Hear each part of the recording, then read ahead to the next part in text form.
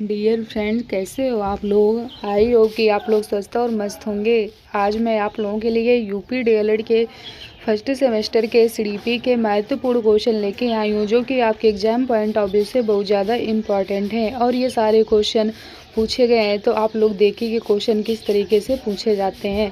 और अगर अभी तक आप लोगों ने पिछली क्लास को ना देखा हो तो उसको भी कंप्लीट करिए जाके, और देखिए कि क्वेश्चन किस तरीके से पूछे जाते हैं।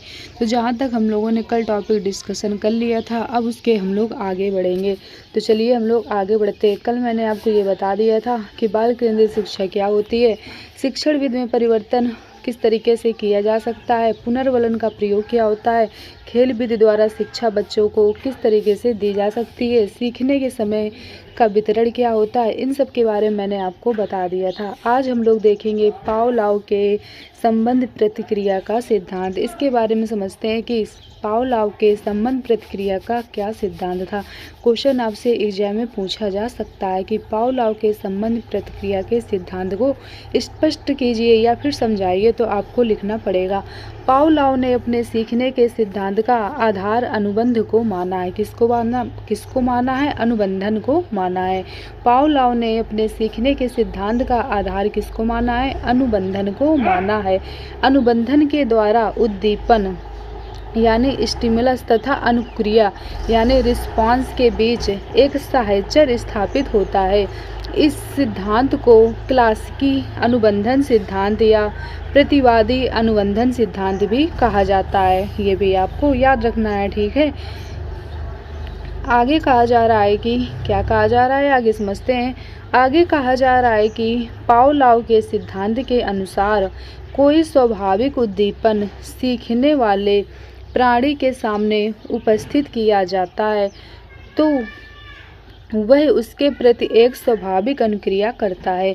जैसे गर्म बर्तन को छूते ही हाथ को खींच लेना तथा भूख होने पर भोजन देखकर मुंह में क्या होना? लार आ जाना।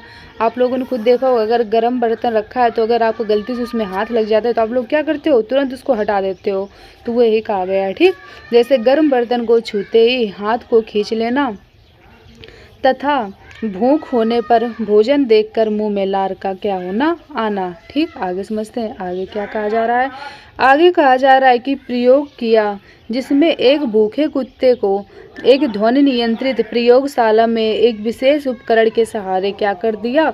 खड़ा कर दिया गया। कुत्ते के सामने भोजन लाया गया। चूंकि कुत्ता भूखा था, इसलिए भोजन देखकर उसके मुंह में क्या आ गई? लार आ गया। कुछ प्रयासों के बाद भोजन देने के पहले एक घंटी बजाई गई। यह क्रिया कुछ दिनों तक क्या की गई?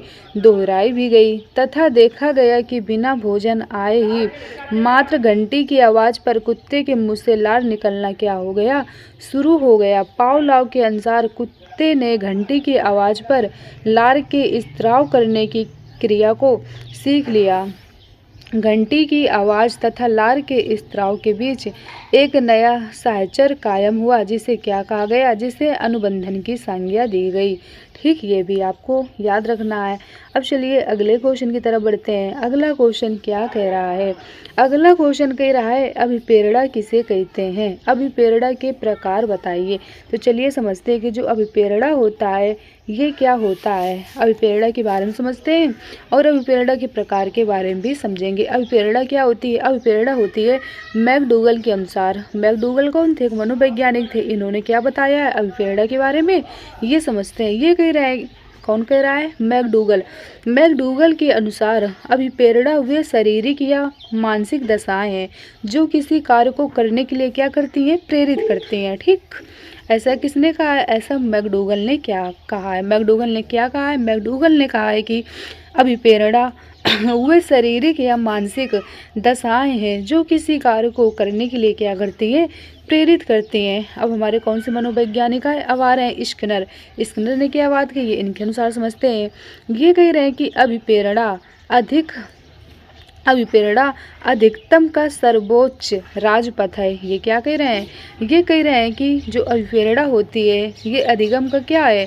सर्वोच्च राजपथ है। अब गुण के अनुसार गुण कह रहे हैं कि किसी कार्य को आरंभ करने या जारी रखने और नियमित बनाने की प्रक्रिया को क्या कहते हैं? अभिप्रेरणा कहते हैं। सबने अपनी अलग अलग परिभाषाएं दी है। स्किनर ने क्या कहा है? स्किनर ने कहा है कि अभिप्रेरणा अधिगम का क्या है? सर्वोच्च राजपथ है। और जो गुण है इन्होंने क्या कहा है? ये कह रहे हैं कि किसी कार्य को आरंभ करने या जारी रखने और नियमित बनाने की जो प्रक्रिया होती है यही हमारी क्या कहलाती है? अभिप्रेरणा कहलाती है।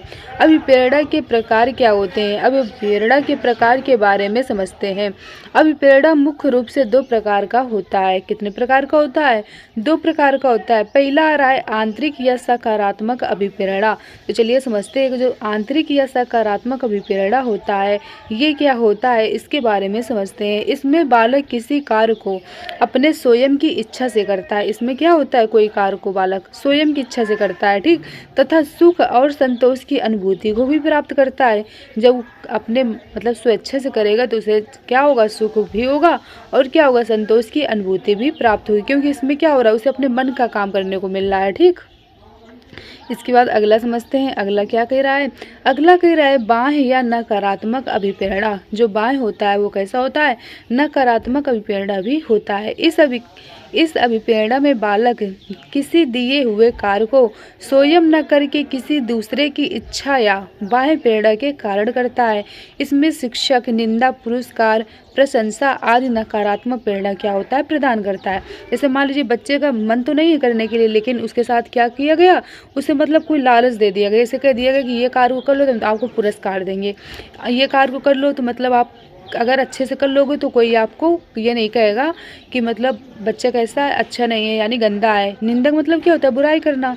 तो ये सब जब चीज़ों को उसको लालच दिया जाता है तो ये क्या होता है? ये हमारा बाह्य या नकारात्मक अभिप्रेरणा होता है। अगर देखा जाए कि दोनों बेस्ट क्या होता है, अच्छा क्या है, तो अच्छा वो होता है आंतरिक या सकारात्मक अभिप्रेरणा, ठीक। दोनों में अच्छा कौन सा होता है? सकारात्मक अभिप्रेरणा होता है। आपको मतलब खुद सोचना है कि हमारे लिए क्या सही है क्या गलत है, उसी हिसाब से आपको क्या करना है? वर्क करना है, ठीक। दूसरे के मतलब दूसरे लोगों के कहने पे नहीं करना है कि कोई आपको पुरस्कार दे तो आप कार्य करो, उसके लिए आपको पुरस्कार के लिए कार्य आपको नहीं करना है। अगला क्वेश्चन कह रहा है ध्यान एवं रुचि में क्या संबंध है? एक ऐसी सूची बनाइए जिससे आप कक्षा में बच्चों में रुचि उत्पन्न कर सकते हैं। चलिए अब समझते हैं इसके बारे में। ध्यान एवं रुचि में संबंध क्या होता है? ध्यान और क्या होती है रुचि, इनमें संबंध क्या होता है? इनके संबंध के बारे में समझते हैं। ध्यान व रुचि का घनिष्ठ संबंध है। क्या कहा जा रहा है? कहा जा रहा है कि ध्यान व रुचि का कैसा संबंध होता है? घनिष्ठ संबंध होता है। जिन वस्तुओं में हमारी रुचि होती है ध्यान उसी में केंद्रित होता है। क्या कहा जा रहा है? कहा जा रहा है कि ध्यान व रुचि का घनिष्ठ संबंध है। जिन वस्तुओं में हमारी क्या होती है? रुचि होती है, ध्यान उसी में क्या होता है? केंद्रित होता है। होता है कि नहीं होता है? मैकडोगल ने रुचि को गुप्त ध्यान कहा है। जो मैकडोगल नामक मनोवैज्ञानिक है इन्होंने क्या कहा? ध्यान को इन्होंने ध्यान को कहा है गुप्त ध्यान कहा है। किसको कहा है? रुचि को कहा है। मैकडोगल ने रुचि को क्या कहा है? गुप्त ध्यान कहा है। और ध्यान को सक्रिय रुचि बताया है। रुचि एक मानसिक संरचना यानी मेंटल स्ट्रक्चर है और ध्यान एक क्या है? मानसिक क्रिया है यानी मेंटल प्रोसेस है। ध्यान एवं रुचि के संबंध में निम्नलिखित विचार प्रस्तुत किए गए हैं। तो चलिए समझते हैं कि ध्यान और रुचि के में संबंध क्या होता है, इनके बारे में समझते हैं। ध्यान रुचि पर निर्भर है। क्या कहा जा रहा है? कहा जा रहा है कि जो ध्यान होता है वो किस पर निर्भर होता है? वो रुचि पर निर्भर होता है। रुचि ध्यान का संचालन करती है, अर्थात बिना रुचि के ध्यान की क्रिया नहीं हो सकती है। व्यक्ति उन्हीं वस्तुओं पर ध्यान देता है जिसमें उसकी क्या होती है? रुचि होती है। अतः रुचि ध्यान के रूप में क्या होती है? प्रकट होती है। जैसे बालक पढ़ने के समय खेल पर ध्यान नहीं देते पर अवधान रुचि में क्या होता है? छिपा रहता है। फिर दूसरा क्या कहा जा रहा है? दूसरे के बारे में समझते हैं। फिर कहा जा रहा है कि रुचि ध्यान पर निर्भर है। जो रुचि होती है वो किस पर निर्भर है? ध्यान पर निर्भर है। जब तक व्यक्ति किसी वस्तु पर ठीक से ध्यान नहीं देता, उसकी रुचि उसमें क्या होती है? नहीं होती है। जैसे बालकों को गणित विषय क्या होता है? प्रायः बहुत कठिन लगता है, किंतु यदि वे ध्यानपूर्वक गणित पढ़ना प्रारंभ कर दें तो उनकी क्या होगी? रुचि उत्पन्न हो जाएगी। इस प्रकार ध्यान के अभाव में रुचि क्या है? असंभव है। ठीक, ऐसा कहा गया है। फिर कहा गया है रुचि और ध्यान एक सिक्के के क्या है? दो पहलू हैं। चलिए समझते हैं इनके बारे में। उपयुक्त दोनों मतों के अनुसार यह स्पष्ट होता है कि ध्यान और रुचि क्या है? एक दूसरे पर आधारित हैं। जो ध्यान और रुचि होते हैं वो क्या है? एक दूसरे पर आधारित होते हैं। अब राउस के अनुसार समझते हैं। राउस कौन है? राउस हमारे मनोवैज्ञानिक हैं। ध्यान और रुचि एक ही वस्तु को देखने के केवल दो भिन्न तरीके हैं। जैसे एक सिक्के के दो पहलू होते हैं। रुचि व्यक्ति के अंदर छिपी रहती है और ध्यान में क्रियाशीलता होती है। ठीक, ये भी आपको याद रखना है। अब आगे समझते हैं आगे क्या कहा जा रहा है। आगे कहा जा रहा है शिक्षा में वैयक्तिक भिन्नताओं के प्रभाव की विवेचना कीजिए। तो चलिए समझते हैं कि शिक्षा में वैयक्तिक भिन्नताओं के प्रभाव क्या हैं। इनके प्रभाव के बारे में समझते हैं। शिक्षा व्यक्ति में पर्याप्त परिवर्तन कर देती है। क्या कहा जा रहा है? कहा जा रहा है कि जो शिक्षा होती है वो व्यक्ति में पर्याप्त परिवर्तन कर देती है। जो व्यक्ति साक्षर होते हैं, साक्षर का मतलब क्या होता है? जो लोग पढ़े लिखे होते हैं। ठीक, जो व्यक्ति साक्षर होते हैं वे निरक्षर व्यक्तियों में काफ़ी भिन्नताएं रखते हैं। शिक्षा में वैयक्तिक भिन्नताओं के प्रभाव निम्नलिखित हैं। चलिए समझते हैं कि कौन कौन से प्रभाव हैं। पहला कह रहा है वातावरण का प्रभाव। एक अच्छे बालक में बालक की शिक्षा व्यवस्था सुचारू रूप से होती है। जहाँ का वातावरण शांत होता है बच्चा वहाँ पर अधिक सीखता है। इसके विपरीत जहाँ का वातावरण कुसमायोजित होता है वहाँ पर बच्चा सही से सीख नहीं पाता है और वह अपने आप को कुसमायोजित क्या करता है? समझता भी है। आगे क्या कहा जा रहा है? आगे कहा जा रहा है वंशानुक्रम का प्रभाव। कुछ वैज्ञानिकों के अनुसार वैयक्तिक भिन्नता का मूल कारण क्या होता है? वंशानुक्रम है। बुद्धिमान माता पिता की संतानें अधिक बुद्धिमान होती हैं तथा मंद बुद्धि माता पिता की संतानें क्या होती हैं? कम बुद्धिमान होती हैं। अब आगे समझते हैं लिंग भेद का। लिंग भेद क्या होता है? शिक्षा में लिंग भेद वैयक्तिक भिन्नताओं को क्या करता है? प्रभावित करती है। बालक बालिकाओं की शारीरिक बनावट बौद्धिक क्षमता में काफ़ी अंतर पाया जाता है। बालिकाओं की स्मरण शक्ति बालकों की अपेक्षा क्या होती है? तीव्र होती है। यदि बालक गणित और विज्ञान में अधिक कुशाग्र होते हैं तो बालिकाएं साहित्य और कला में क्या होती हैं? विशेष निपुण होती हैं। आगे समझते हैं आगे क्या कहा जा रहा है। आगे कहा जा रहा है स्मृति को परिभाषित कीजिए और स्मृति के विभिन्न प्रकारों को उदाहरण देकर समझाइए।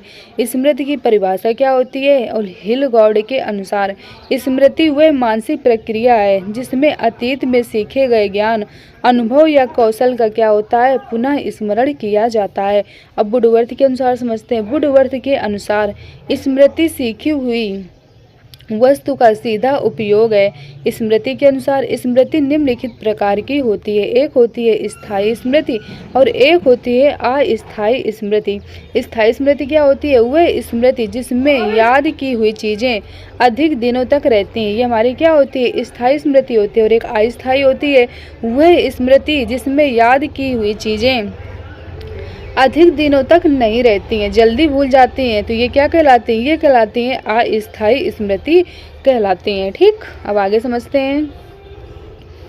आगे आ रहा है सक्रिय स्मृति। जब कोई घटना तथ्य आवश्यकता यानी एक्टिव मेमोरी पढ़ने पर तुरंत स्मरण हो जाए तो इस प्रकार की स्मृति क्या कहलाती है?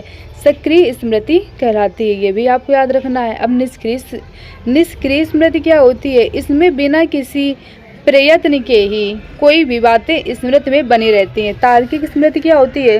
इस स्मृति में तर्क एवं चिंतन शक्ति का क्या होता है? विकास होता है। इससे वैज्ञानिक सोच विकसित होती है। अब आ रहा है यांत्रिक स्मृति। इसमें कुछ कार्य कार्यान्वित स्वतः होते रहते हैं। ठीक, इसके बाद आ रहा है शुद्ध स्मृति। ये क्या होती है? इस स्मृति में कोई कार्य व्यवस्थित ढंग से सीखा जाता है। किसमें? शुद्ध स्मृति में क्या होता है? कोई भी कार्य होगा उसे क्या होगा? एक व्यवस्थित ढंग से यानी अच्छे तरीके से सीखा जाएगा। अगला आ रहा है रटंत स्मृति। इसमें तथ्यों को क्या किया जाता है, रटकर याद किया जाता है। ये क्या होती है, रटंत स्मृति होती है। तो स्मृति हमारी कितने प्रकार की होती है, 3 प्रकार की होती है। और सारी स्मृतियों के बारे में मैंने आपको एक एक बता भी दिया है। तो चलिए फिर यहाँ तक ये क्वेश्चन आप लोगों को अच्छी तरीके से समझ में आए होंगे, और इसके आगे के जो क्वेश्चन है वो हम लोग अब कल की क्लास में करेंगे। तो आप लोग हर एक क्वेश्चन को अच्छी तरीके से समझिए, क्योंकि हर एक क्वेश्चन आपके एग्जाम पॉइंट ऑफ व्यू में बहुत ज़्यादा इंपॉर्टेंट है। और क्वेश्चन को हमने ज़्यादा डीप में नहीं समझाया है, क्योंकि हमने इसका जो सिलेबस है वो पूरा आप लोगों का बहुत अच्छी तरीके से एक एक टॉपिक उठा के बहुत बेहतर तरीके से समझाया है। उसकी प्लेलिस्ट बनी हुई है। अगर किसी भी टॉपिक में आपको दिक्कत हो तो आप लोग प्लेलिस्ट से जाइए और वहाँ से अपने टॉपिक को क्या करिए, मजबूत करिए। तो चलिए फिर आज की क्लास को हम लोग यहीं तक रखते हैं। आप लोग वीडियो ज़्यादा से ज़्यादा दोस्तों तक शेयर करिएगा, जिससे क्या दोस्तों की भी हेल्प हो सके। चैनल को लाइक और सब्सक्राइब करिएगा, जिससे आने वाली नोटिफिकेशन आप लोगों को टाइम टू टाइम मिलती रहे। और आप लोग कमेंट करके बताया करिए कि आप लोगों को क्लास कैसी लगी है। और अगर कोई चीज़ ना समझ में आया करे तो आप लोग कमेंट करके पूछ भी सकते हो। तो चलिए फिर आज की क्लास को हम लोग यहीं तक रखते हैं। Okay, thank you.